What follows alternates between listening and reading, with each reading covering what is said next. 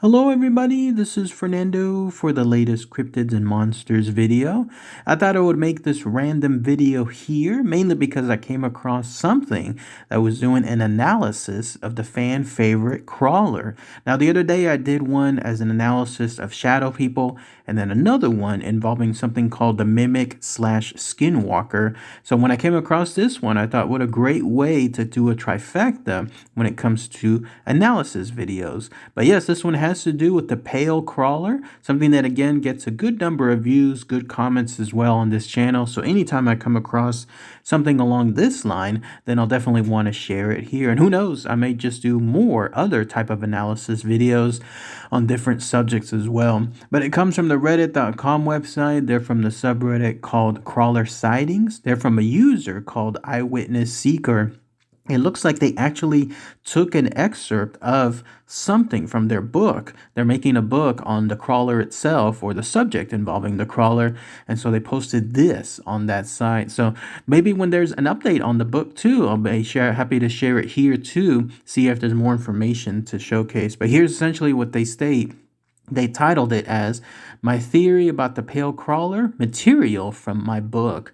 So here's what they stated. It has been on our Earth for a very, very long time. Their appearance was deep in the ground. They constantly lived there and dug holes like moles and led such a lifestyle, since everything that was underground was enough for them not to crawl out. Well, of course, some got out, but those who usually got out again and buried themselves did so because they were afraid.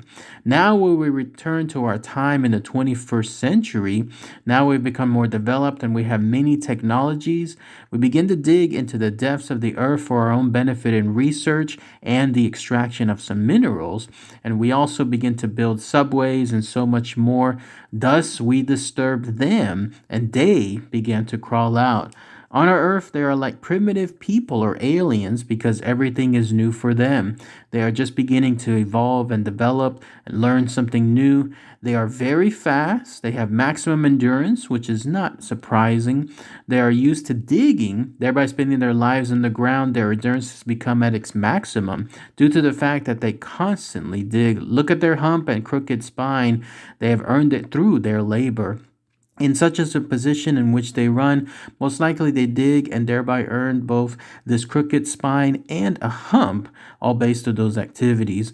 But the worst thing for them is to lose their claws. They will no longer be able to dig the ground and will either starve to death underground or they will no longer be able to dig back.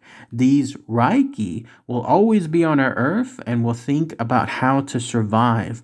Thus, to develop and to observe us people and to get food on the ground. And of course, their dexterity is superior in that they can crawl along the walls, along the ceiling, which is again also not surprising.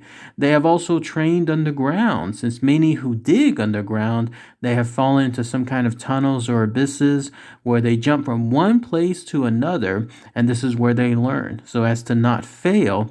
And if that happened, then they're pretty much stuck in those caves, at least in the most dark ones and raw ones too. Where they jump and jump from stone to stone, they crawl, thereby training their dexterity and other things. And that's when we begin to notice them in the damp basements, flooded areas, which is also not surprising because to them, this is their skin. Their skin is already wet, and from their constant digging, they later become dry. Then, of course, they need to wash themselves to moisten their whole body. Otherwise, their skin will continue to get hurt. I'm pretty sure that they're not a mutation. I just consider this a separate species, or as some would say, an underground race. Only they are not people. Of course, they are animals, but it is just a superior form of animal, very strong and dexterous. They also scream loudly, which is also not surprising in that they can either scream to scare someone or to call some of their own. And since they are deep underground, they thus do this all the time whenever they're calling to themselves.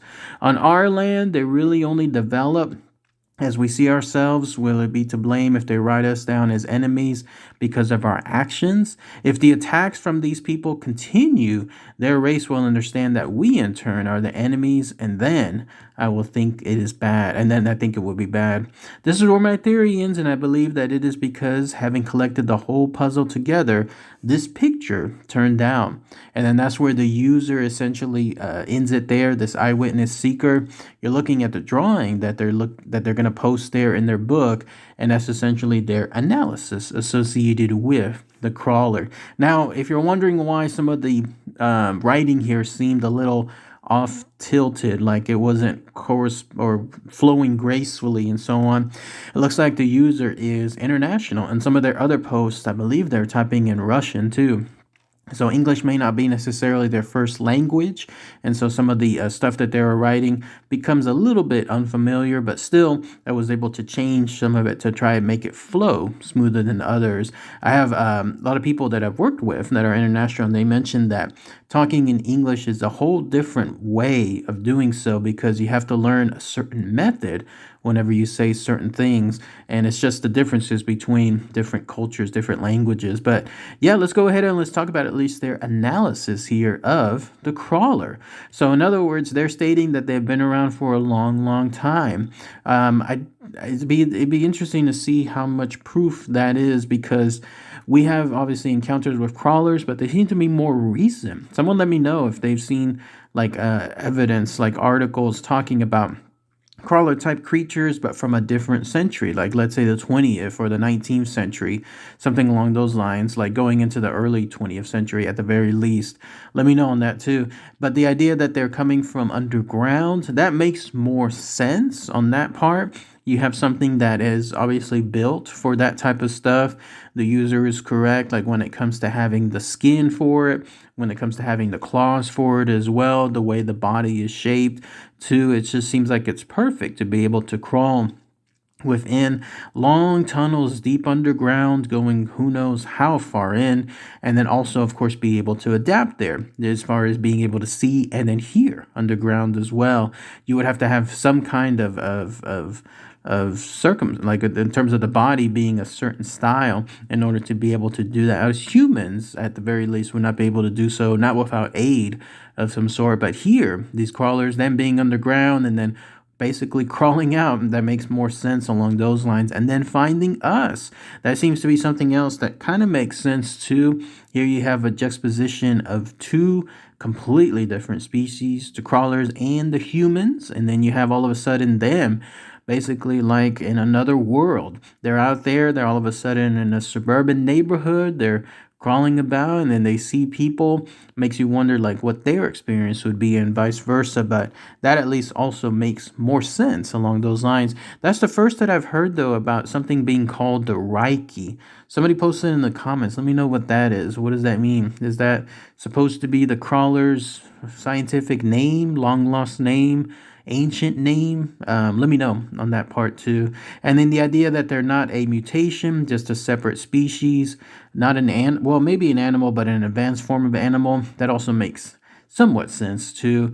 Here they seem primitive, but not to the sense that they're not thinking for themselves. Like they can decipher things, they can be more analytic and so on. So that makes more sense too. But let me know what you guys think about this user, what their theories are, what the materials are for the book.